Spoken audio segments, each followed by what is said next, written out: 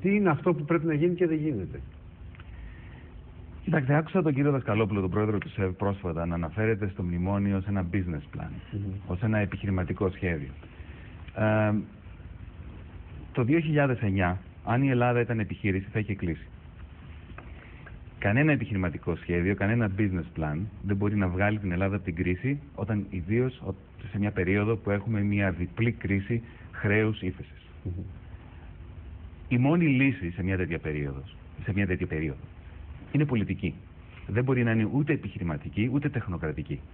Και δυστυχώς εγώ προσωπικά θλίβομαι που στην περίοδο αυτή που χρειάζεται μια πολιτική παρέμβαση στην οικονομική πορεία, όχι μόνο της Ελλάδας αλλά και της Ευρώπης γενικότερα, οι πολιτικοί μας αποποιούνται την πολιτική. Έχουμε μια αντιπολίτευση η οποία πασχίζει να πείσει ότι δεν ευθύνεται για τα χάλια στα οποία βρισκόμαστε τώρα και στη βάση αυτού του σκεπτικού λέει πράγματα για το μέλλον τα οποία ούτε η ίδια μπορεί να τα πιστεύει. Έχουμε μια κυβέρνηση. Εννοείται τα περί μείωσης του ελλείμματος. Τα περί εκμηδενισμού του ελλείμματος. Έχουμε μια κυβέρνηση η οποία οχυρωμένη πίσω από το business plan, το μνημόνιο, και αυτή αρνείται να παίξει κάποιο πολιτικό ρόλο και να παρέμβει σε αυτά τα οποία αναφερόταν και ο συνάδελφος ο κ. Δορμπόλης προηγουμένως.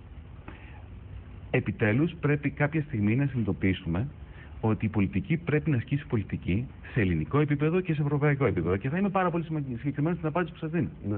Η μόνη λύση είναι πολιτική και πρέπει να γίνει σε ελληνικό και σε ευρωπαϊκό επίπεδο, στο πλαίσιο μιας πολιτικής ορθολογικής επαναδιαπραγμάτευσης του συνολικού χρέους της Ευρώπης, ιδιωτικού και δημοσίου. Το οποίο τι σημαίνει? Και όχι μόνο ότι πρέπει επιτέλους η κύριοι Γιούνκερ. Η Ελλάδα να κινήσει το θέμα. Δεν υπάρχει πιθανότητα. Τη στιγμή που έχουμε μπει σε αυτή τη διαδικασία, που έχουμε μπει μέσα σε αυτό το ζουρλομανδίο του μνημονίου, πλέον το πρόβλημα έχει αναχθεί σε ευρωπαϊκό επίπεδο. Και όταν ο κύριος Γιούνκερ μας λέει ότι το ήξερε το 2008, αλλά δεν μας το έλεγε, το ερώτημα το δικό μου είναι, κύριε Γιούνκερ, ωραία, το καταλαβαίνω αυτό. Σήμερα τι ξέρετε που δεν μας λέτε? Επιτέλους, όταν ο ίδιος ο κύριος μας λέει την ίδια μέρα που έκανε εκείνη τη δήλωση, ότι το πρόβλημα της Ιρλανδίας είναι υπό έλεγχο και ότι το μνημόνιο προχωράει καλά.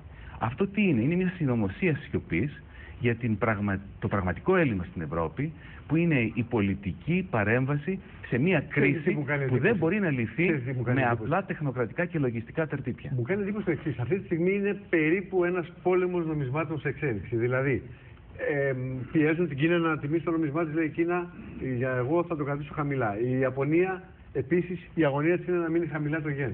Διαβάζαμε τώρα το Ρεάλ, η Βραζιλία, ότι κάνουμε τα πάντα να κρατήσουμε χαμηλά το νομισμά μας. Η Αμερική έφτασε το ευρώ 1,43 έναντι του δολαρίου.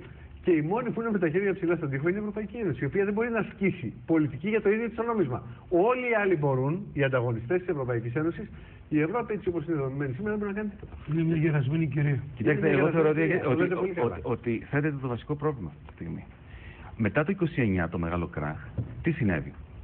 Ακολούθησε ένας πόλεμος, μια σύγκρουση παγκόσμια, και δεν αναφέρομαι στα όπλα, αναφέρομαι στην οικονομική σύγκρουση, στο πλαίσιο του προστατευτισμού από τη μία μεριά και στην προσπάθεια όλοι να αυξήσουν την ανταγωνιστικότητα των οικονομιών τους μέσω της υποτίμησης. Αλλά βέβαια, αν όλοι υποτιμούν, εκτός αν υπάρχει διαπλανητικό εμπόριο, δεν μπορεί να γίνει κάτι με αυτό.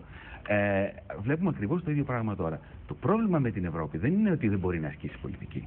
Είναι ότι δεν έχει την πολιτική βούληση και τον κοινό νου να το κάνει.